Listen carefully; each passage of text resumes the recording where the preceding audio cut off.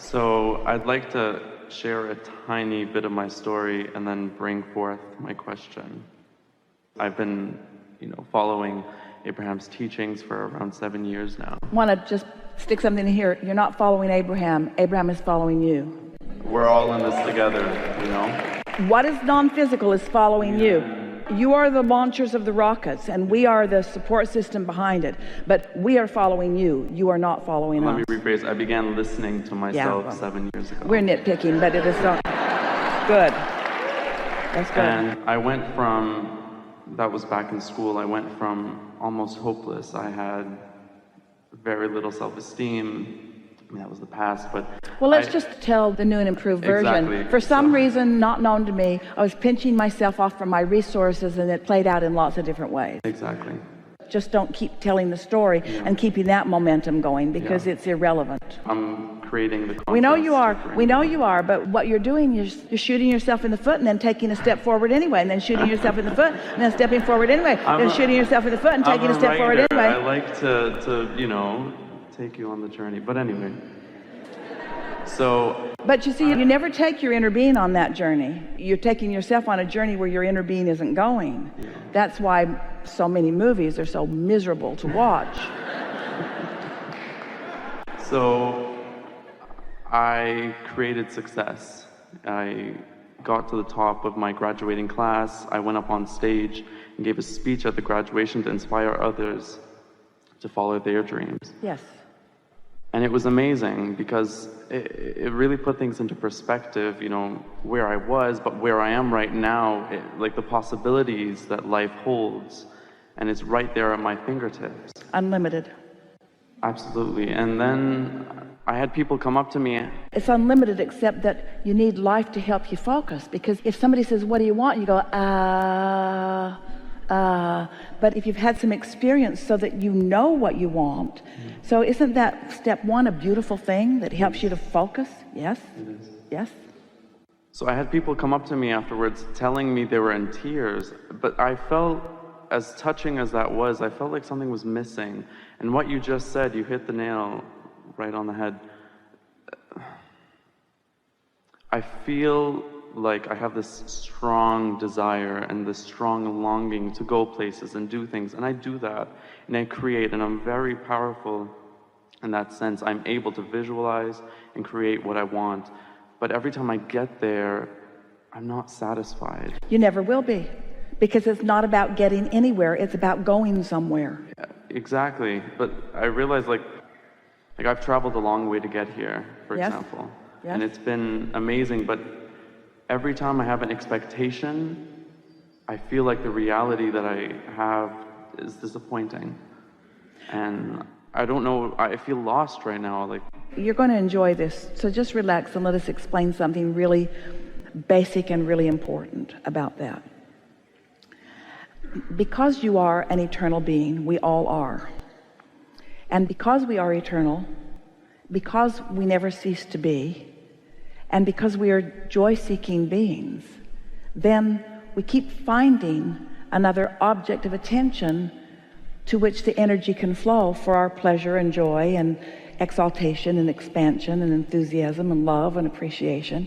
That's what it's all about. It's just this ongoing explanation or exploration of joyful life experience. That's what it is all about. That's the reason that we all continue to be. So we don't create to get it done. We create because we are creators, and because creating is a joyful experience. So the way it works is, you know what you don't want, and you know what you do want, so you launch a rocket, but you're not a vibrational match to that rocket yet. And so you feel the discord of having expanded beyond your ability to maintain. So then you focus and you feel and you improve and you maintain that vibration, and you come to believe and expect, and then you close that gap, and for just a moment there is a glorious, satisfying culmination and manifestation, which then provides a whole other set of contrasting experiences. So the process continues to be, you launch, You're not in alignment. You get in alignment, you achieve. More contrast causes you to launch. You're not in alignment. You get into alignment, and then you achieve. So when it registers to you that it's that sweet spot of closing that gap that it's all about, it's never about how much is created or what you're creating in comparison with anybody else. It's only about what you allow life to produce for you in terms of desire. We loved the previous conversation. What you allow life to produce for you in terms of desire, and then your willingness to line up with that. And we're not giving enough words to what happens when that alignment begins to happen, because the fulfillment that happens, just the fulfillment that happens when you come into vibrational harmony with your broader non-physical perspective, is a joyful thing. But when you sync up with that, and simultaneously then sync up with everything that that means, everything that's in that cake that we were talking about, that vortexual cake, and now you're opening all these new doors where ideas and impulses and rendezvous can come, what you begin to feel is your invincibility. What you begin to feel is your power and your cleverness and your clarity and your passion and your enthusiasm. And on top of all of that, you begin, not just begin, you feel completely your worthiness. And now you know you are a master of creation. Now you understand that there isn't anything that you cannot be or do or have.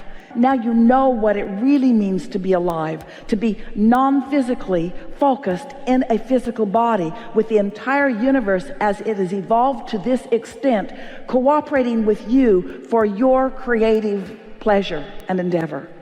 Mastery of life experience, you see. And nothing else will do for you. Nothing else will do for you. And so once you start catching a whiff of that, once you are no longer comparing your skills with someone else, you got to go up on the stage, you were at the top of your class, you got to give a speech because you were compared with all of the others and you triumphed, and that's a wonderful thing. That comparison helps you to focus. We're not in any way discounting that. But comparatively speaking, the only point of comparison that ever really exists for you or anyone else is that relationship between what life has caused you to create and what you have in a disciplined way accomplished in terms of holding yourself in vibrational sync with that. And once you catch hold of that vision, and once you are able to feel your way into alignment, then the empowerment that happens to you and the enlightenment that occurs to you so far surpasses anything of a physical nature in terms of success. In other words, there's just not money enough to explain it. There are not contacts enough to explain it. It's a state of being that is natural to you. But you see, this is the thing we really want you to hear. It's not a state of being that's already been achieved that you're catching up with. It's a state of being that you have newly created that you are catching up with. And that's the difference. Can you hear that? You have created it. It's not something that someone else has created and is assigned to you. You're not climbing the rungs of a ladder.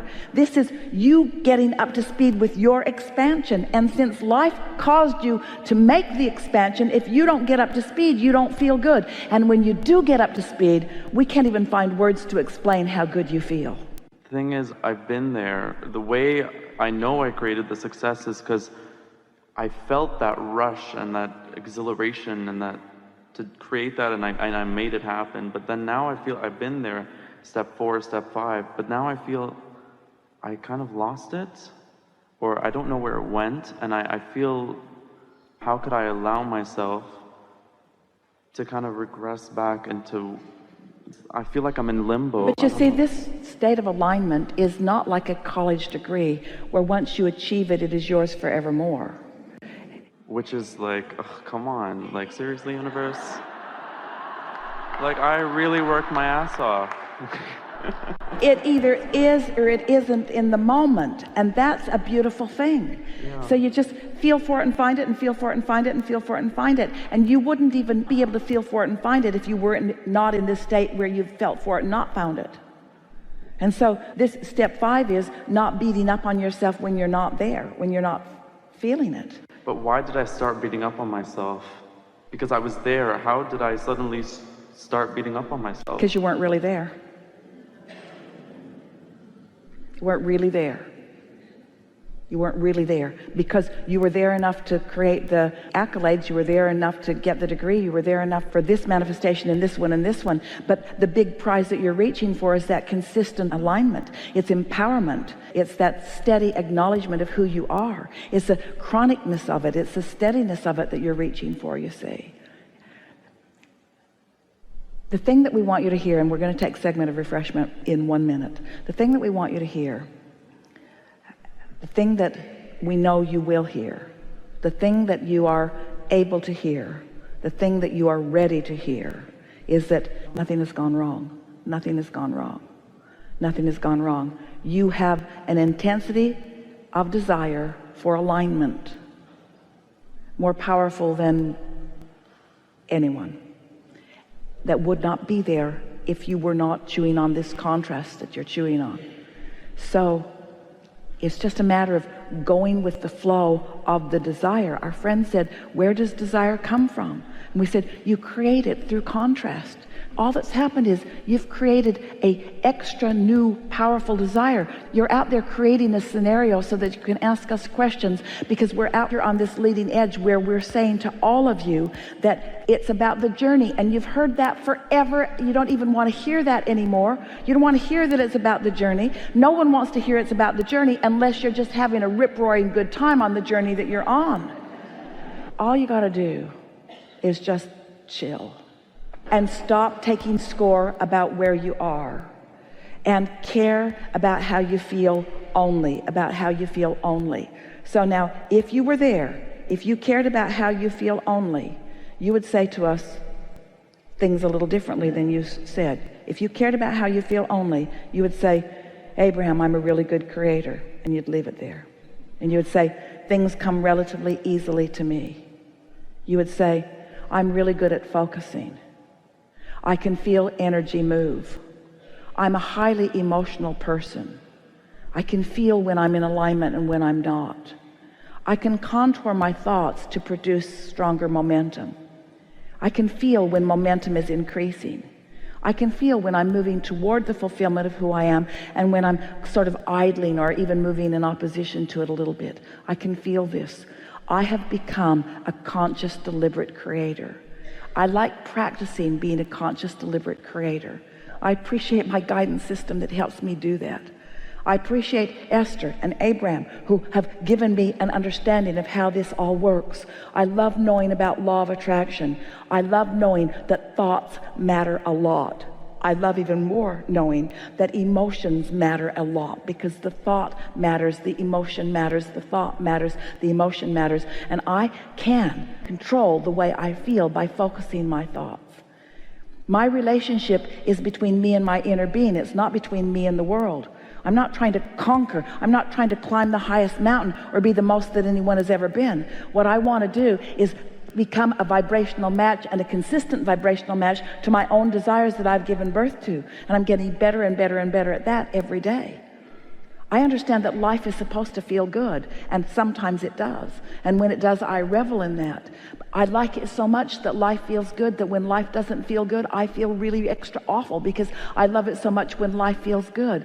I'm an intense person. I care about the way I feel. I've been that way for as long as I can remember. My emotions have always been right out there where I could really feel them. I probably have one of the best guidance systems of anybody on the planet, and now I know what to do with it. I can tell that when I don't feel good, that that's a time for me to just go to bed. It's not the time for me to call somebody. It's not the time for me to try to work it out. It's not time for me to effort. When I don't feel good, I could just go to bed, just shut it down, just stop the emotion, because thoughts matter a lot. And when I wake up and I feel better, then I'll think some more. And when I start not feeling so good, then I'm going to distract myself. I'm going to focus my thoughts in the direction of what feels good, and I'm going to pay attention to how I feel. And when it stops feeling good, I'm going to stop flowing in that direction. I have the ability to do that. I know that because I have all kinds of awards and achievement. I know how to focus. I know how to use the power of my mind.